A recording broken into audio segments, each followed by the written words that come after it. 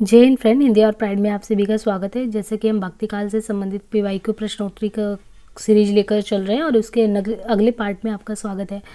तो देखिए, हमने आगे प्रश्नोत्तरी में करीबन भक्ति काल से रिलेटेड 400 क्वेश्चन कर लिए हैं और उसके आगे भी क्रमशः ये सीरीज चलेगी ही।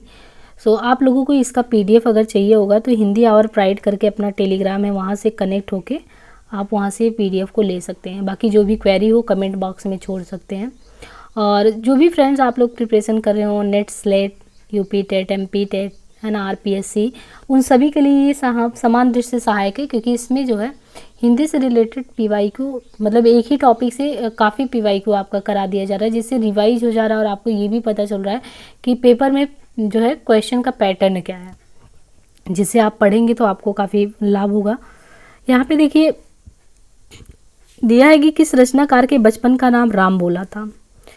तो TGT में आया कि राम बोला किसके जो है बचपन का नाम था। तो तुलसीदास के बचपन का नाम राम बोला था। तुलसीदास 1532 से उनका 1532 से 1623 ईस्वी के, और इनके पिता थे आत्माराम। तो ये बचपन का नाम इनका राम बोला हो गया, आत्माराम हो गए, माता हुलसी हो गई, पत्नी रत्तावली हो गई। रामचंद्र शुक्ल तुलसी को स्मार्त वैष्णव मानते हैं। तो कौन? शुक्ल तुलसीदास को क्या मानते हैं? शुक्ल जो है तुलसीदास को स्मार्त वैष्णव मानते हैं। शुक्ल के अनुयायी हिंदी काव्य की प्रौढ़ता के युग का आरंभ तुलसीदास द्वारा हुआ है। नाभादास ने तुलसीदास को कलिकाल का वाल्मीकि, अमृतलाल नागर ने मानस का हंस कहा है। तुलसीदास रामानुजाचार्य के स्त्री संप्रदाय और विशिष्ट उद्वैतवाद से प्रभावित थे। इनकी भक्ति भावना दास्य भाव की थी। और कुछ रचनाएं रामचरितमानस, पार्वती मंगल है ना, विनय पत्रिका, ये उनकी कुछ इंपॉर्टेंट रचनाएं हैं। निम्नलिखित में से कौन सा गीति काव्य तुलसीदास का सर्वोत्तम काव्य है? तो दिए गए विकल्पों में बरवे रामायण। तो अगर आप देखिए कि जो भी विकल्प दिए गए उनमें से अगर आपकी बात करें कि बरवे रामायण, तो बरवे रामायण ही केवल तुलसीदास की कृति है या अवधी भाषा में रचित मुक्तक काव्य है। तो ये जो बरवे रामायण है ये केवल तुलसीदास की जो कृति है अवधी भाषा में रचित मुक्तक काव्य है। प्रिय प्रवास 1914 में अयोध्या सिंह के द्वारा लिखा गया है, हिंदी का पहला महाकाव्य है। रश्मि रथी 1952 में रामधारी सिंह दिनकर का खंड काव्य है। और कामायनी 1935 में जयशंकर प्रसाद का महाकाव्य है। खेती ना किसान को, भिखारी को ना भीख बलि, बनिक को बनिज ना चाकर को चाकरी पंक्ति तुलसी की किन कृतियों से है? उपयुक्त पंक्ति तुलसीदास की कृति कवितावली से है या ब्रजभाषा में रचित मुक्तक काव्य है? कवितावली में अगर आप देखेंगे काशी के तत्कालीन समय में फैले महामारी का वर्णन उत्तरकांड में किया गया है। विनय पत्रिका किस भाषा में लिखी गई है? तो विनय पत्रिका तुलसीदास द्वारा ब्रजभाषा में रचित गीति काव्य है। ब्रजभाषा में ये दो अन्य गीति काव्य जो भी रचित है रामचरितमानस, कवितावली में, और गोस्वामी जी ने कलिकाल का वर्णन किया है। जहांगीर जस चंद्रिका की रचयिता कौन है? तो देखिए ये जो रचना है जहांगीर जस चंद्रिका, ये केशव दास की रचना है। आचार्य रामचंद्र शुक्ल केशव दास को अलंकारवादी मानते हैं। आचार्य शुक्ल केशव की आलोचना करते हुए लिखते हैं, केशव को कभी हृदय नहीं मिला था। डॉक्टर विजय पाल सिंह ने केशव को कोर्ट का कवि कहा है। कवि रत्नाकर के लेखक कौन है? तो देखिए कवि रत्नाकर सेनापति का ग्रंथ है। कवित रत्नाकर जो है ये सेनापति का ग्रंथ है। इनके अन्य उपलब्ध ग्रंथ में कवित रत्नाकर के अलावा सेनापति का काव्य कल्पद्रुम भी है। सेनापति ने अपना संपूर्ण काव्य ब्रज भाषा में रचा है। शुक्ल ने इन्हें ऋतुवर्णन का सबसे बड़ा श्रृंगारी कवि माना है। ऋतुवर्णन का ब्रजभाषा का कौन सा कवि ऋतुवर्णन के लिए विख्यात है? देखिए ये भी क्वेश्चन और ये भी है ना। तो अगर आप देखेंगे तो वही क्वेश्चन है कि कवित रत्नाकर किसने लिखा? सेनापति ने लिखा। काव्य कल्पद्रुम उन्होंने लिखा है। ऋतुवर्णन का सबसे बड़ा श्रृंगारी कवि इन्हीं को मानते हैं और रचना ब्रजभाषा में है। अब ब्रजभाषा का कौन सा कवि ऋतुवर्णन के लिए बहुत ही ज़्यादा है? तो सेनापति, जिनका जन्म 1589 के आसपास, और सेनापति के दो ग्रंथ कवित रत्नाकर, काव्य कल्पद्रुम, ऋतुवर्णन में इनका मन अधिक्रम है। शुक्ल ने सेनापति के संदर्भ में लिखा है कि बड़े ही साहित्य कवि थे। ऋतुवर्णन तो इनके जैसा और किसी श्रृंगारी कवि ने किया ही नहीं है। तुलसीदास जी ने निम्न में से किस गुरु से शास्त्रों का अध्ययन किया था? तो तुलसीदास जी ने शास्त्रों का अध्ययन काशी में रहते थे गुरु शेष सनातन। तो काशी में गुरु शेष सनातन के पास से रखा गया, जबकि राम नाम की दीक्षा नरहरि से।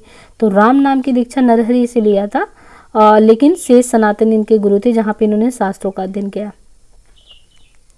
दक्षिण के अलवार संत किस शाखा से संबंधित माने जाते हैं? तो वहाँ पे अलवार है, नैनार है, और दक्षिण के जो अलवार हैं वो राम भक्ति शाखा से संबंधित माने जाते हैं।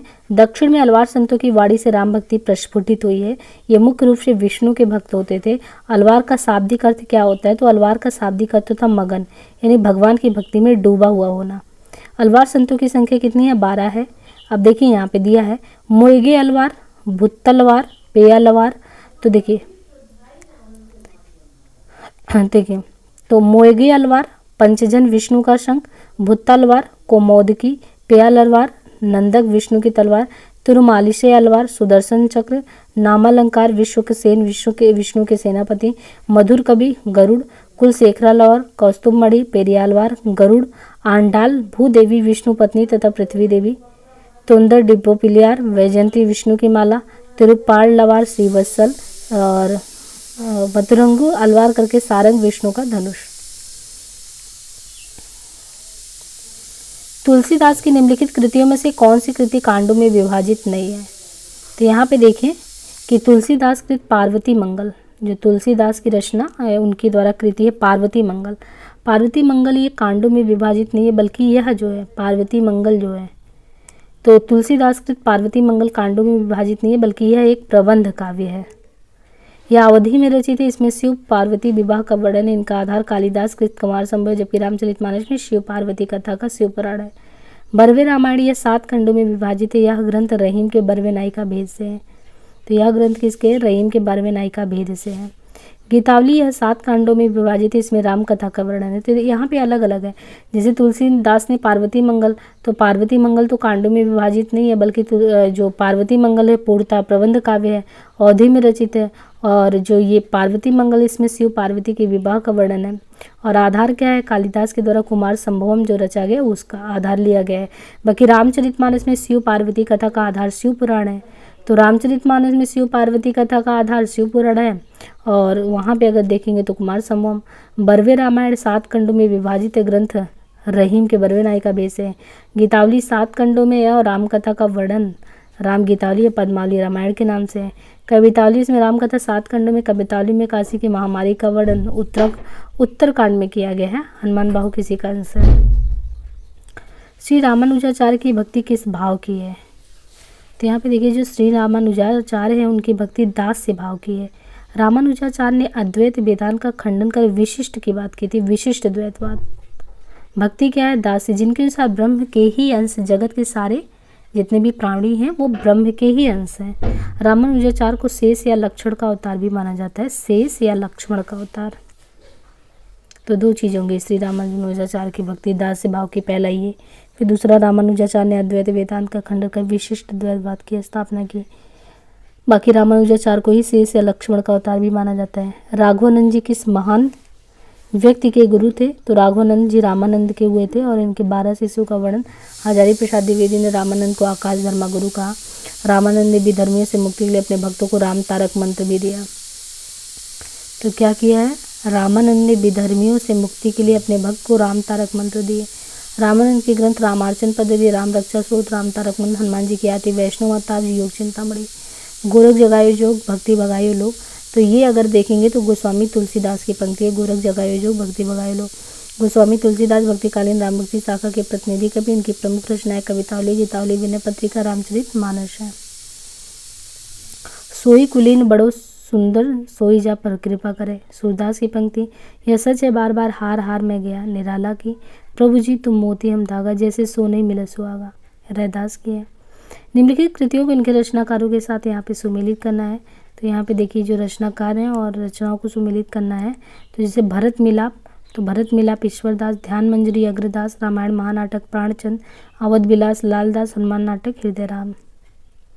ऋतुवर्णन करने वाले कवि में सर्वश्रेष्ठ कौन कहे जाते हैं? तो सेनापति को ही मानते हैं। शुक्ल ने सेनापति के संदर्भ में बड़े सहृदय कवि थे। इनकी 2 प्रमुख रचनाएं। तो देखिए कॉलेज लेक्चरर राजस्थान में भी आया, DSSB PGT में भी आया था। भक्ति काल की किस कवि ने संस्कृत को छोड़कर भी संस्कृत की शास्त्रीय परंपरा का, यानी संस्कृत तो छोड़ दिया भक्ति काल का वो कवि, लेकिन संस्कृत की जो शास्त्रीय परंपरा है उसका निर्वहन तब भी किया। तो भक्ति काल के राम काव्य धारा के अग्रणी कवि हैं तुलसीदास। तो भक्ति काल के राम काव्य धारा के अग्रणी कवि तुलसीदास ने अपनी रचनाओं में संस्कृत कवि ना होते हुए भी संस्कृत की काव्य शास्त्रीय परंपरा का निर्वाह किया। रामचरितमानस, कवितावली, दोहावली, विनय पत्रिका, गीतावली, बरवे रामायण आदि तुलसीदास की कृतियां हैं। बाकी सूरसागर, साहित्य लहरी, सुरसरावली सूरदास की, पद्मावत जायसी की तथा रसमंजरी अनेकार्थ रास पंचाध्यायी नंददास की है। भक्ति रस का पूर्ण पारंपरिक जैसा विनय पत्रिका में देखा जाता वैसा अन्यत्र नहीं, यानी भक्ति रस जो देखने को मिलता है वो पूर्ण परिपाक रूप में जैसा हमको विनय पत्रिका में दिखता वो चीज़ कहीं नहीं दिखता। ये किसने कहा है? तो भक्ति रस का पूर्ण परिपाक जैसा विनय पत्रिका में दिखता कहीं और नहीं दिखता है। ये अगर देखेंगे तो आचार्य रामचंद्र शुक्ल के द्वारा कहा गया है। निम्नलिखित में से कौन सी रचना तुलसीदास की है? तो बरवे रामायण है, दोहावली, वैरागी संदीपनी, ये सभी है। चित्रावली तुलसीदास की रचना नहीं है बल्कि ये उस्मान की है, उस्मान जो कि सूफी काव्य परंपरा में हमने पढ़ा था। बाकी रामचरित, दोहावली, कवितावली, बरवे रामायण, विनय पत्रिका, संदीपनी, जानकी मंगल, रामलला नेचू, ये सभी जितनी भी रचनाएं तुलसीदास की है। निम्नलिखित में से कौन हनुमान चरित का रचयिता है? तो हनुमान चरित, तो यहाँ पे देखिए कौन है, तो राममल्ल पांडे करके है। राम यानी राय मल्ल पांडे, राय मल्ल पांडे जो है हनुमान चरित 1639, तो इनके काव्य ग्रंथ है नाभादास का भक्तमाल अष्टयाम, तुलसीदास कवितावली, अग्रदास ध्यान मंजरी, राम ध्यान मंजरी, अष्टयाम का राम अष्टयाम। तुलसीदास किस दार्शनिक मत के भक्त कवि हैं? हिंदी साहित्य में भक्तिकाल की सगुण काव्य धारा के तहत राम भक्ति शाखा के सर्वप्रमुख कवि संत शिरोमणि आचार्य तुलसीदास, आचार्य रामानुजाचार्य के दार्शनिक मत विशिष्टाद्वैतवाद से सर्वाधिक प्रभावित है। भक्तिकाल की निर्गुण काव्य धारा की शाखा के प्रमुख कबीरदास शंकराचार्य के अद्वैतवाद से प्रभावित है। द्वैतवाद के माधवाचार्य, शुद्ध द्वैत के विष्णु स्वामी। चलनो अब केतिक पर्णकुटी करेहु कित है द्वारा कही गई प्रस्तुत पंक्ति में राम ने उनके बारे में क्या मनोदशा को लक्षित किया है? तो चलनो अब केतिक पर्णकुटी करेहु कित है द्वारा कही गई प्रस्तुत पंक्तियों के रचनाकार तुलसीदास की कवितावली से अवतरित प्रस्तुत सवैया में सीता द्वारा आतुरता की दशा को व्यक्त किया गया है। जानत हो हरि रूप चराचर मैं हठि नैन न लाओ, अंजन केस शिखा जुगतिता लोचन सुलभ पठाओ। में रेखांकित अंश से असंबंधित अर्थ क्या है? पर्वत शिखर से बहते अग्नि झरने के समान रेखांकित अंश से संबंधित अर्थ से तीनों विकल्पों का अर्थ रेखांकित अंश है। ये पंक्तियां तुलसीदास द्वारा रचित है। गोस्वामी तुलसीदास 1532 से 1623 रामानुजाचार्य के श्री संप्रदाय और विशिष्टाद्वैतवाद से प्रभावित है। तुलसीदास की भक्तिमाला भक्ति भावना दास्य भाव की थी। इनके दीक्षा गुरु नरहरिया, शिक्षा गुरु शेष सनातन थे। गोस्वामी तुलसीदास की गुरु परंपरा का क्रम है राघवा, रामा, अनंता, नरहरिया। तुलसी की प्रथम रचना वैराग्य संदीपनी, अंतिम रचना कवितावली। हालांकि कुछ विद्वान रामलला नेचू को पहला मानते हैं। शुक्ल जी ने गोस्वामी तुलसीदास के 12 ग्रंथों को ही प्रमाणिक माना, जिनमें 5 बड़े और 7 छोटे हैं। तुलसीदास की प्रमुख रचनाओं में वैराग्य, रामाज्ञा, राम गीतावली, विनय पत्रिका, दोहावली, कवितावली, हनुमान बाहु के समय। भलो पोच राम को कहे मोही सब, नर नारी में पोच से क्या मतलब है? तो भक्ति में पोच से मतलब नीच। उपयुक्त पंक्ति तुलसीदास कृत विनय पत्रिका से उद्धृत है। तुलसीदास जी ने विनय पत्रिका में आत्मनिवेदन व राम भक्ति की याचना की है। कलयुग के अत्याचारों के खिलाफ तुलसी की राम से फरियाद है। विनय पत्रिका ब्रजभाषा में रचित गीत काव्य मुक्तक है। यह एक प्रपत्ति काव्य है। तुलसीदास ने रामचरितमानस 7 कांड की रचना संवत 1631 में चैत्र शुक्ल रामनवमी मंगलवार को किया। रामचरितमानस की रचना 2 वर्ष 7 माह 26 दिन और शुक्ल ने रामचरितमानस को लोक मंगल की साधना अवस्था की बात की है। तुलसीदास की 5 लघु कृतियों में वैराग्य है, रामलला है, जानकी है, पार्वती है। तो इसमें देखिए राम, जानकी, पार्वती, बरवे और एक वैराग्य। तो ये जो है इनकी 5 लघु कृतियाँ। इस तरीके से भी पूछ लेते हैं कि 12 में कौन सी लघु कृतियाँ हैं। तो यहाँ पे देखिए 5 में कौन सी? जानकी, पार्वती, रामलला, बरवे, वैराग्य। यहाँ पे गज उधार हरि थफ्यो विभीषण ध्रुव अविचल कबहू न टरे, अविरम अम्बरीश की साफ सूरत करे, अजहू महामुनि ग्लानि करे। ये जो पंक्तियाँ दी गई हैं यहाँ महामुनि से मतलब है दुर्वासा ऋषि से। उपयुक्त पंक्ति तुलसीदास द्वारा रचित रामचरितमानस से उद्धृत है। आगे देखिए कि अम्बरीश इक्ष्वाकु वंशीय परमवीर राजा थे, यानी अम्बरीश जो है ये इक्ष्वाकु वंशीय परमवीर राजा थे। यह भागीरथी के प्रपौत्र वैवस्वत मनु के पुत्र और नाभाग के पुत्र थे। राजा अम्बरीश की कथा रामायण, महाभारत और पुराणों में विस्तार से वर्णित है। भगवान विष्णु के भक्त वाल्मीकि संस्कृत रामायण के प्रसिद्ध रचयिता थे, जो आदि काव्य के रूप में भी प्रसिद्ध है। वशिष्ठ वैदिक काल के विख्यात ऋषि हैं। वशिष्ठ एक सप्तर्षि, ये राजा दशरथ के राजकुल गुरु भी थे। वशिष्ठ ब्रह्म के मानस पुत्र भी थे। रामचरितमानस की रचना तुलसीदास ने स्वांतः सुखाय के साथ साथ लोकहित एवं लोक मंगल के लिए किया। तुलसी ने रामचरितमानस की कल्पना मानसरोवर के रूप में की। अयोध्या कांड को रामचरितमानस का हृदय स्थल कहा जाता है। इस कांड की चित्रकूट सभा को शुक्ल ने एक आध्यात्मिक घटना की संज्ञा भी दी है। रामचरितमानस पर सर्वाधिक प्रभाव आध्यात्म रामायण का पड़ा है। ये रामचरितमानस पे अगर देखिए सबसे ज़्यादा प्रभाव अध्यात्म रामायण का है। हजारी प्रसाद द्विवेदी ने तुलसी का संपूर्ण काव्य समन्वय की विराट चेष्टा कहा है। वियोगी हरि ने तुलसीदास को किस संप्रदाय में परिगणित किया है? वियोगी हरि। तो यहाँ पे ये देखिए क्वेश्चन कि वियोगी हरि जो है इन्होंने तुलसीदास को रामानंदी संप्रदाय में परिगणित किया है। आचार्य शुक्ल तुलसीदास को स्मार्त वैष्णव मानते हैं, तो शुक्ल इनको स्मार्त वैष्णव मानते हैं, वियोगी हरि रामानंदी संप्रदाय से मानते हैं, और शुक्ल जी ने तुलसीदास को रामानंद की वैरागी परंपरा में नहीं माना है। आस्तिक व पंचदेवोपासक को स्मार्त कहते हैं। किनको कहते हैं स्मार्त? आस्तिक, जो आस्तिक है और पंचदेव की उपासना करने वाला उसको स्मार्त कहते हैं। और तुलसीदास रामचंद्र शुक्ल इनको स्मार्त कहते भी है। तुलसीदास पर विशिष्ट द्वैतवाद व श्री संप्रदाय रामानुजाचार का प्रभाव है। तुलसीदास को हिंदी का जातीय कवि कहा जाता है। तुलसी ने नवधा भक्ति में दास्य भक्ति को, यानी नव भक्तियों में दास्य भक्ति जो होती है, यानी प्रभु की पाठ पूजा करना, तो दास्य भाव से। और शुक्ल के अनुसार हिंदी काव्य की प्रौढ़ता के युग का आरंभ जो है तुलसीदास से ही हुआ है, कि काव्य जो प्रौढ़ हुआ है। और नाभादास ने तुलसी को कलिकाल का वाल्मीकि कहा है। अमृतलाल लागर ने मानस का हंस। तुलसी द्वारा रचित रामाज्ञा प्रश्न एक ज्योतिष ग्रंथ है। जैसे प्रश्न है तो रामाज्ञा प्रश्न एक ज्योतिष ग्रंथ है। रामचरितमानस कवितावली में गोस्वामी जी ने कलिकाल का वर्णन किया है। रामचरितमानस में 7 कांड हैं। बालकांड, अयोध्या, अरण्य, किष्किंधा, सुंदर, लंका, उत्तन। तुलसीदास ने अपने बाहु रोग की मुक्ति के लिए हनुमान बाहु नाटक की रचना की। कृष्ण गीतावली में गोस्वामी जी ने कृष्ण संबंधित पदों की रचना की। पार्वती मंगल में पार्वती और शिव के विवाह से संबंधित। कठिन काव्य का प्रेत किस कवि को कहा जाता है? तो कठिन काव्य का प्रेत केशव दास को कहा जाता है। आचार्य शुक्ल जी केशव को कठिन काव्य का प्रेत कहते हैं। शुक्ल जी केशव को कभी हृदय नहीं मिला था, उसमें वह सहृदयता और भावुकता नहीं थी। तो कठिन काव्य का प्रेत केशव दास को शुक्ल ने, और शुक्ल जी ने ये कहा था क्योंकि केशव को कभी हृदय नहीं मिला था, उनमें वो सुहृदयता और भावुकता नहीं थी जो एक कवि में होना चाहिए। अब देखिए यहाँ पे केशवदास की कई रचनाएं दी हैं, जिनमें है रसिक प्रिया, कवि प्रिया, रामचंद्रिका, रतन बावनी, जहांगीर, जस चंद्रिका। तो रसिक प्रिया, कवि प्रिया, रामचंद्रिका, रतन बावनी, जहांगीर, जस चंद्रिका, विज्ञान गीता, छंदमाला। शुक्ल जी ने रामचंद्रिका में बोला है कि केशव को सर्वाधिक सफलता मिली है। संबंध योजना में केशव के पात्र बातों में से बात निकालकर संवाद करते हैं। रामचरितमानस की रचना कब शुरू हुई? तो रामचरितमानस की रचना सन 1631 विक्रमी संवत में हुई थी। और यहाँ पे अगर आप देखेंगे क्रमशः तो वैराग्य संदीपनी, मुक्तक, रामचरितमानस प्रबंध अवधि में।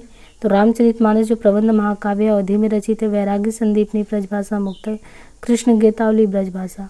अब यहाँ से क्रमशः देखिए कृष्ण गीतावली, विनय पत्रिका, कवितावली, दोहावली और वैराग्य संदीपनी, ये सब ब्रज में है।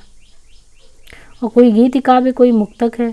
जैसे वैराग्य संदीपनी वो मुक्तक है ब्रजभाषा में, रामचरितमानस प्रबंध है अवधि में, कृष्ण गीतावली गीत काव्य, विनय पत्रिका गीत काव्य दोनों ही ब्रजभाषा में, कवितावली भी मुक्तक है, दोहावली मुक्तक है और ब्रजभाषा में है।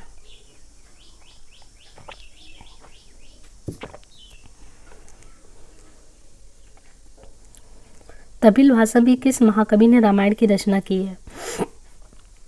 तमिल भाषा में कंब ने रामायण की रचना की। ये क्वेश्चन बहुत इंपॉर्टेंट है कि तमिल में किसने रामायण की रचना की? कंब ने। रामावतारम या कंब रामायण तमिल साहित्य की सर्वोत्कृष्ट कृति है। नाम क्या है? रामावतारम या कंब रामायण तमिल साहित्य की सर्वोत्कृष्ट कृति एवं बृहद ग्रंथ है। इसके रचयिता कंब जो है कवि चक्रवर्ती नाम की उपाधि से भी प्रसिद्ध है। अलवार भक्त किसको कहा जाता है? तो वैष्णव भक्तों को अलवार कहा जाता है। अलवार वैष्णव भक्ति, इनकी संख्या कितनी है? 12 है, जिनमें आंडाल जो है एक स्त्री है, ननार शैव हैं, भगवान शिव के उपासक थे। कुल इनकी संख्या 63 थी। भक्तमाल की रचना किसने की है? तो भक्तमाल की रचना नाभादास ने की। भक्तकालीन कवियों में स्वामी अग्रदास के शिष्य नाभादास का विशिष्ट स्थान है। भक्तमाल अष्टयाम राम भक्ति संबंधी स्फुट थे। बल्लभाचार्य की रचनाएं कौन सी हैं? तो यहाँ पे देखिए बल्लभाचार्य की रचनाओं में यमुनाष्टक, बाल बोध, सिद्धांत रहस्य, सेवा फल, भक्तिवर्धनी। तो यमुनाष्टक है, बाल बोध है, सिद्धांत रहस्य, सेवाफल, भक्तिवर्धनी आदि। गोकुलनाथ की रचनाएं कौन सी हैं? तो 84 वैष्णव की वार्ता और 252 वैष्णव की वार्ता। यहाँ पे देखिए तो श्री रामचरितमानस में वक्ता श्रोता के बारे में बताया गया है। शिव पार्वती की उसमें काकभूषुंडी, गरुड़, याज्ञवल्क्य, भारद्वाज, तुलसीदास, संत समाज। यह कथन किसका है कि बुद्धदेव के बाद भारत में सबसे बड़े लोकनायक तुलसीदास हैं। यानी बुद्धदेव के बाद अगर देखें तो भारत में सबसे बड़े लोकनायक कौन है? तुलसीदास। ये असाधारण प्रतिभा के धनी थे। तो ये जो पंक्तियां बुद्धदेव के बाद की असाधारण थे, इनके संबंध में एक कथन जारी ग्रियर्सन का है। तुलसीदास के संबंध में कुछ महत्वपूर्ण कथन और भी है। नाभादास, कलिकाल का वाल्मीकि, स्मिथ ने मुगल काल का सबसे महान व्यक्ति बताया है। शुक्ल ने यह एक कवि ही नहीं, हिंदी की एक प्रौढ़ साहित्यिक, जो हिंदी को प्रौढ़ता मिली है, तो हिंदी की प्रौढ़ साहित्यिक सिद्ध करने के लिए यही काफ़ी है। पुरते निकसी रघुवीर बधु धीर धीर दय मग में देवे। यह पंक्ति तुलसीदास के किस ग्रंथ से है? पुरते निकली रघुवीर बधु। ये पंक्ति अगर आप देखेंगे तुलसीदास की जो है, इन किन पंक्तियों से ये चीज़ें हैं? तो ये कवितावली से है। बरवे रामायण जो है वो तुलसी बंक बिलोकनी मृद मुस्कानी। रामचरितमानस में देखा रावा माते नीच अद्भुत रूप अखंड। दोहावली नाम राम को अंक है साधन सब सून। आचार्य शुक्ल के अनुसार निम्नलिखित में से कौन रचना तुलसीदास की है? तो आचार्य रामचंद्र शुक्ल के अनुसार तुलसीदास की रचना बरवे रामायण है। बरवे रामायण अवधी भाषा में रचित। बरवे अवधि का अपना छंद है, बरवे अर्ध सम्मात्रिक छंद, जिसमें 12 व 7 मात्राओं पर यति है। प्रेम और श्रृंगार का ऐसा वर्णन जो बिना लज्जा एवं संकोच के सबके सामने पढ़ा जा सके, गोस्वामी जी की है। तो प्रेम और श्रृंगार का ऐसा वर्णन जो बिना लज्जा और संकोच के सबके सामने पढ़ा जा सके, गोस्वामी जी की ही है। ये कथन शुक्ल जी का है। संत हृदय नवनीत समाना किसकी उक्ति है? तो संत हृदय नवनीत समाना यह उक्ति रामाश्रयी शाखा के प्रतिनिधि कवि हैं तुलसीदास। संत हृदय नवनीत समाना यह उक्ति रामाश्रयी शाखा के प्रतिनिधि कवि हैं तुलसीदास। और यह पंक्ति रामचरितमानस से उद्धृत है, जो कि चौपाई छंद में है। तुलसीदास द्वारा रचित रामचरितमानस 7 खंडों में है और इसमें बालकांड, अयोध्या, अरण्य, किष्किंधा, सुंदर, लंका कांड, उत्तरकांड। तुलसीदास द्वारा रचित विनय पत्रिका में पदों की कुल संख्या कितनी है? तो तुलसीदास की कृत जो विनय पत्रिका, उनमें पदों की संख्या 279 है। तुलसीदास की अन्य काव्य कृति में रामचरितमानस, तो देखिए इसमें पदों की संख्या भी पूछता है, ऐसा भी प्रश्न आता है कि इसमें कितने पद हैं। तो अगर देखेंगे पदों की संख्या आप तुलसीदास, तो विनय पत्रिका में देखें तो 279 है। रामचरितमानस में 1074 दोहे हैं। दोहावली में 573, बरवे में 69 पद, कृष्ण गीतावली में 61 पद। इनमें से कौन सा जोड़ा सही है? श्री संप्रदाय रामानुज, रुद्र संप्रदाय विष्णु स्वामी, सनकादि संप्रदाय निम्बार्काचार्य, राधा वल्लभ संप्रदाय हित हरिवंश। यहाँ पे देखिए ऊपर ये मिलाना था और यहाँ क्रमशः मिलाया कि श्री राम, रुद्र विष्णु स्वामी, सनकादि निम्बार्का, राधा वल्लभ हित हरिवंश। राम भक्ति शाखा में रसिकोपासना का समावेश किसने किया? तो राम भक्ति शाखा में रसिकोपासना का समावेश किसने किया है? राम भक्ति शाखा में रसिक उपासना, तो ये अग्रदास ने किया है। इन्होंने रसिक संप्रदाय की स्थापना की। तो किसने की है रसिक संप्रदाय की स्थापना? अगर देखें तो अग्रदास ने। इन्होंने रसिक संप्रदाय की स्थापना की। रसिक संप्रदाय में अग्रदास को अग्रली भी कहा जाता है। अग्रदास कृत ध्यान मंजरी, अग्रदास के द्वारा ध्यान मंजरी रसिकोपासना का सिद्धांत ग्रंथ है। रसिक संप्रदाय के अन्य प्रमुख कवि हैं बालकृष्ण, बाल अली, रसमाला, राम शरण, प्रेमकली, प्रयागदास, राम गुलाम द्विवेदी, रीवा नरेश महाराज, रघुराज सिंह।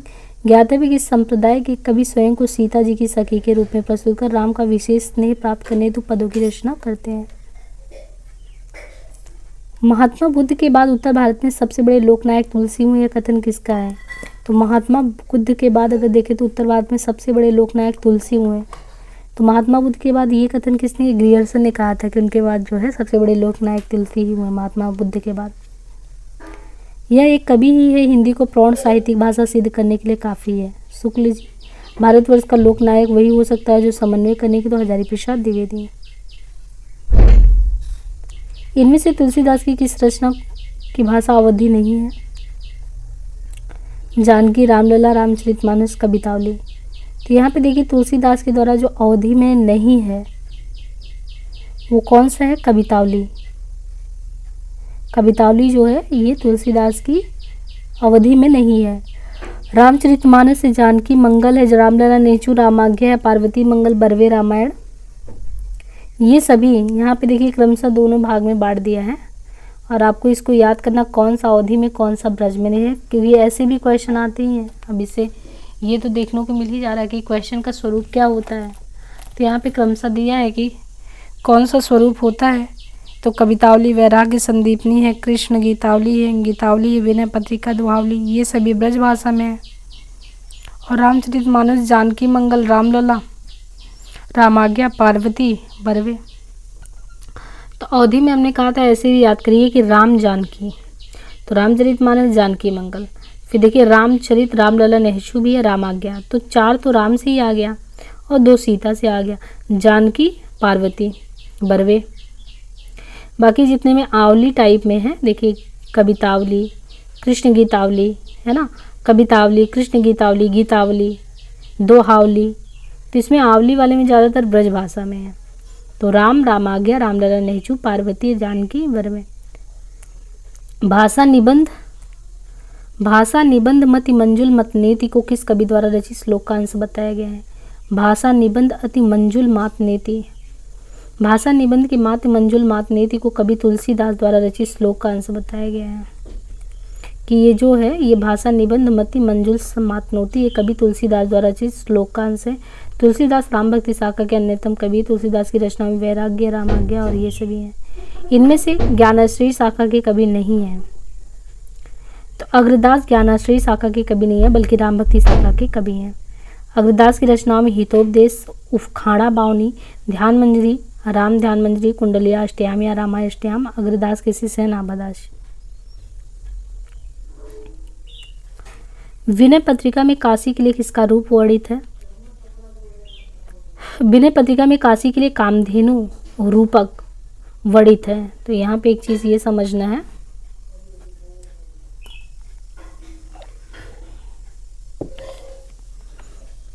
कि विनय पत्रिका में काशी के लिए कामधेनु रूपक वर्णित है। तो विनय पत्रिका में काशी के लिए कामधेनु रूपक वर्णित है। विनय पत्रिका भक्ति काल के सगुण धारा के राम भक्त कवि तुलसीदास की कृति है। विनय पत्रिका गीति काव्य, इसकी भाषा ब्रज है, इसमें 279 छंद है।